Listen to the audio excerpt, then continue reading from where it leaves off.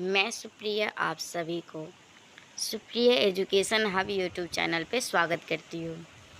आज के वीडियो में हम लोग क्या देखने वाले हैं। आज हम लोग देखिए Hindi 100 marks. Okay, Hindi 100 marks का मैं आप लोगों को टॉप 10 क्वेश्चन का सॉल्यूशन प्रोवाइड करवा रही हूँ। तो जिसमें हम लोग 5 लेक्चर कर चुके हैं, जिसमें से हम लोग का पहला नंबर क्वेश्चन में 2 था। ओके, एक अथवा में था, तो लेक्चर नंबर 1 में किए थे और एक लेक्चर नंबर 2 में किए थे। दूसरा नंबर क्वेश्चन में भी 2 था, तो एक हम लोग लेक्चर नंबर 3 में किए थे और एक लेक्चर नंबर 4 में किए थे। फिर क्वेश्चन नंबर 3 जो था वो लेक्चर नंबर 5 में किए थे और आज हम लोग क्वेश्चन नंबर 4 देख रहे हैं, जो कि हम लोग का लेक्चर नंबर 6 है। उसके बाद हम लोग लेक्चर 5 करेंगे, फिर हम लोग का 1 नंबर जो है 1 में 5 आता है, ये हम लोग का कंप्लीट हो जाएगा। रात का बज रहे 1:20। ओके, तो चलिए वीडियो शूट करना स्टार्ट करते हैं। क्या है, राम राज्य एकांकी कथा वस्तु लिखकर उसका विश्लेषण करें। आप लोगों का ये क्वेश्चन नंबर 4 है टॉप 10 क्वेश्चन का। अगर आप लोग टॉप 10 क्वेश्चन कौन कौन सा है वो नहीं देखे हैं, तो आप लोग प्लेलिस्ट में जाइए। Hindi 100 marks part 2 top 10 solution के नाम से प्लेलिस्ट है, जिसमें पहला वीडियो आप लोगों को क्वेश्चन का ही मिल जाएगा। ओके, चलिए। राम राज्य, कलम के जादूगर, समाजवादी क्रांति के अग्रदूत, समाजशास्त्री एवं सोशल इंजीनियर रामवृक्ष बेनीपुरी का एक सफल एकांकी है। तो सबसे पहले क्या समझ में आया? सबसे पहले आप लोगों को इसका लेखक का नाम याद रखना है। राम राज्य के लेखक कौन है? रामवृक्ष बेनीपुरी। रामवृक्ष बेनीपुरी को कलम के जादूगर के नाम से भी जाना जाता है। ओके, इस सामाजिक एकांकी में एकांकीकार ने राष्ट्रपिता महात्मा गांधी की उस काल्पनिक राम राज्य की कल्पना की है, जहां नागरिकों में समता, बंधुत्व और एकता हो। जीवन के हर क्षेत्र में जहां अभ्युदय हो, वर्ग, जाति, धर्म और विश्वासगत संकीर्णता नहीं, किसी तरह की विषमता की पीड़ा न हो। इस काल्पनिक राज्य में लोगों का सत्य और अहिंसा में अटूट विश्वास होगा। इस एकांकी में गांधीवादी दर्शन के बहुपक्षीय चिंतन का प्रसार किया है। गांधी जी एक राजनीतिक नेता होने के साथ साथ समाज सुधारक, अर्थशास्त्री, शिक्षाविद, धर्मोपदेशक एवं आध्यात्मिक दार्शनिक भी थे। सामाजिक संरचना एवं प्रशासकीय संगठन के संदर्भ में उनका अपना एक दृष्टिकोण था। उनकी विचारधारा में साधना एवं त्याग तथा अन्य सद्गुणों की प्रधानता थी। रामराज्य एकांकी का कथानक प्रकांडार से गांधीवादी दर्शनों की एक काल्पनिक व्याख्या प्रस्तुत करता है। पूरे नाटक का निर्माण एक विदेश यात्री को राज्य के दर्शन कराने के साथ कथोपकथन के क्रम में किया गया है। कथानक का प्रारंभ 2 विदेश यात्रियों के भारत आगमन से होता है। हवाई जहाज से उतरते ही भारत का स्वागत अधिकारी उन दोनों का स्वागत करता है और यात्रा का उद्देश्य जानना चाहता है। पुरुष के साथ एक महिला यात्री भी है। उन लोगों का उद्देश्य भारतीय सामाजिक पद्धति का अध्ययन करना है। स्वागत अधिकारी कहता है कि हम अपने देश में बापू के आदर्शों के अनुसार राम राज्य की कल्पना कर ली है। परिचालक से स्वागत अधिकारी कहता है कि इन दोनों अतिथियों को वह जवाहर अतिथिशाला में ले जाए, जहां उन्हें सारी सुख सुविधाएं मुफ्त में मिलेगी, क्योंकि अतिथि यहां देवतुल्य समझे जाते हैं। स्वागत अधिकारी और विदेशी पुरुष में अस्त्र शस्त्र एवं सेना के संबंध में भी बातें होती है। स्वागत अधिकारी कहता है, प्रहार हमारे देश में बापू के राम राज्य में कोई किसी पर प्रहार नहीं करता। हम अब पूर्ण सभ्य हो चले हैं। आदमी जितना बर्बर और असभ्य रहता है, उतना क्रूर और हिंसक होता है। सेना के संबंध में भी इसी तरह का कथन है। नहीं, हमारे देश में सेना नाम की कोई चीज़ नहीं है। जब हम स्वतंत्र हुए थे, कुछ दिनों तक हमने सेना रखी। हम लड़ाइयों में भी शामिल हुए। धीरे धीरे उसकी व्यर्थता सिद्ध हो गई। इस एकांकी में बेनीपुरी जी ने कर्मयोगी गांधी की अहिंसा प्रियता की चर्चा की है। यह अहिंसा संसार भर को भारत की देन है। गांधी दर्शन के अनुसार यह अहिंसा भय से नहीं, प्रेम से जन्म लेती है। गांधी की अहिंसक नीति हमारे धार्मिक ग्रंथों की देन है। स्मृतियों एवं महाभारतों में भी अहिंसक व्यवहार का श्रेष्ठ माना गया है।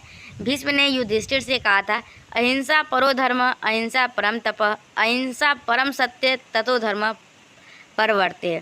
इसी भाव की अभिव्यक्ति गांधी जी ने हरिजन में करते हुए कहा था, सत्य की तरह अहिंसा भी सर्वशक्तिमान है और असीम है और ईश्वर के समानार्थक है। अहिंसा सर्वव्यापक सर्वकालीन नियम है। इस एकांकी में स्वागत अधिकारी ने गांधी जी की अहिंसक नीतियों को श्रेष्ठ माना है। इसके समक्ष पाशविकता ठहर नहीं पाती। गांधी जी की इस अहिंसा चेतना का संपोषण इस एकांकी में किया गया है, किंतु बापू की अहिंसा के सामने उनकी कोई शक्ति काम आई और उस समय तक अहिंसा पर हमें ऐसी आस्था भी नहीं थी। बस देश में सिर्फ एक मुट्ठी लोग अहिंसक थे। उन्हीं को लेकर बापू ने उस समय संसार के सबसे बड़े शक्तिशाली राष्ट्र को भगा दिया। आज तो हमारा बच्चा बच्चा अहिंसा का मर्म समझ चुका है। इस एकांकी के दूसरे खंड में अतिथिशाला के प्रबंधक के माध्यम से राम राज्य की कल्पना पर एकांकीकार ने प्रकाश डाला है तथा आतिथ्य धर्म की श्रेष्ठता को बताया है। भारत की सांस्कृतिक परंपरा अत्यंत ही गरिमामय रही है। लौकिक भोग प्रधान जीवन दर्शन की जड़ें यहाँ कभी भी जम नहीं पाई। बापू के राम राज्य में सबको समान रूप से भोजन एवं आवास पाने का अधिकार प्राप्त है। बापू के राम राज्य में पुरुषों के हिस्से उद्योग धंधे और खेतीबाड़ी स्त्रियों के जिम्मे पारिवारिक जीवन और भावी नागरिकों की शिक्षा दीक्षा का दायित्व रहता है। बापू की औद्योगिक नीतियों की चर्चा भी इस एकांकी में की गई है। बापू उद्योग शक्ति को सहारक मानते थे। उनका कथन था, कारखाना कुछ 100 लोगों को जीविका देता है। तेल की मिल खड़ी करके रोज सैकड़ों मन तेल आप निकाल सकते हैं, पर हजारों तेल वालों को बेकार करके इस शक्ति को मैं सहारक शक्ति कहता हूँ। इस शक्ति को मैं सहारक शक्ति कहता हूँ। रचनात्मक शक्ति तो करोड़ों हाथों से की जाने वाली श्रम की शक्ति है। सर्वोदय सर्व कल्याण इसी रचनात्मक शक्ति से हो सकता है।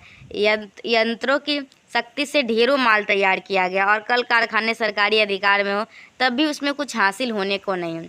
इस एकांकी में लेखक ने ऐसे ही कारखाने की चर्चा की है जो कई दृष्टियों से अलौकिक है, जो पाठशाला, उद्योगशाला और प्रयोगशाला तीनों एक ही साथ है। यह एक मौलिक शिक्षा पद्धति है। गांधी जी ने शिक्षा के संदर्भ में कहा था, सच्ची शिक्षा वही होती है जो आध्यात्मिक, बौद्धिक तथा आर्थिक तीनों शक्तियों का एक साथ विकास करे। गांधी जी अक्षर ज्ञान को शिक्षा नहीं मानते थे। वे बच्चों की शिक्षा का प्रारंभ दस्तकारी की तालीम से करना चाहते थे। राम राज्य एकांकी में इसी व्यवहारिक शिक्षा पर बेनीपुरी ने प्रकाश डाला है। बापू के राम राज्य में कोई हरिजन नहीं, सभी एक साथ रहते हैं। समाज में किसी तरह का वर्णवाद, वर्गवाद नहीं है। ना कोई धनी है और ना कोई गरीब, ना कोई कुलीन है और ना कोई अंतर्ज है। भारत के प्राचीन आदर्शों का नया संस्करण है राम राज्य। गाँव के सभी घर ही नहीं, सबों का हृदय भी एक समान है। दोनों विदेशी बापू के राम राज्य के दर्शन करके धन्य हो उठते हैं। पथ प्रदर्शक से उसकी बातें शासन पद्धति पढ़ी होती है। पथ प्रदर्शक राम राज्य की शासन पद्धति के संदर्भ प्रदर्शक राम राज्य की शासन पद्धति के संदर्भ में स्पष्ट करता है कि इस राम राज्य में शासन का दबाव नहीं है। यहाँ सेना नहीं, सेनापति भी नहीं, राष्ट्रपति की जगह राजसेवक है जो एक किसान का बेटा है। यहाँ चुनाव में कोई उम्मीदवार नहीं होता। इस राम राज्य में कोई धार्मिक भेदभाव नहीं होता। यहाँ विश्वासों एवं विचारों की भिन्नता है, लेकिन सबों का हृदय एक है। अलग अलग चेहरे रखकर भी हम सभी मानव है, एक कुटुंबी है। विदेशी स्वीकार करता है कि बापू का राम राज्य अनुकरणीय है। विदेशी स्त्री भी स्वीकार करती है कि बापू का पथ ही विश्व कल्याण का पथ है, हमें उसी ओर बढ़ना चाहिए। इस तरह हम देखते हैं कि एकांकीकार ने इस एकांकी में प्रकारांतर से गांधीवाद दर्शन की ही व्याख्या की है। इस दर्शन में उपवास, आस्वाद, अपरिग्रह, सांप्रदायिक एकता, अस्पृश्यता निवारण, मद्य निषेध, ग्रामोद्योग, गाँव की सफाई, बुनियादी शिक्षा, प्रौढ़ शिक्षा, प्राकृतिक चिकित्सा, नैतिकता आदि पर बल दिया गया है। इस एकांकी के जो भी पात्र है, इन्हीं तत्वों की व्याख्या विदेशी स्त्री पुरुष से करते हैं। पूरे एकांकी का कथोपकथन गांधीवादी का प्रचार प्रसार एवं उसकी व्याख्या करता है। इस एकांकी का कथोपकथन कथावस्तु के विकास में सहायक है। विदेशी स्त्री पुरुष और स्वागत अधिकारी, पथ प्रदर्शक, शिक्षक, बच्चा एवं राज सेवक में जो बातें होती है वे सारगर्भित एवं व्यवहारिक है। एकांकी की समाज योजना संक्षिप्त, सप्रयोजन एवं सरल है। देशकाल चित्रण की दृष्टि से इसमें राम राज्य की कल्पना की गई है, जो सांप्रदायिक, राजनीतिक, सामाजिक, धार्मिक और सांस्कृतिक अर्थात का सही चित्रण नहीं करती है।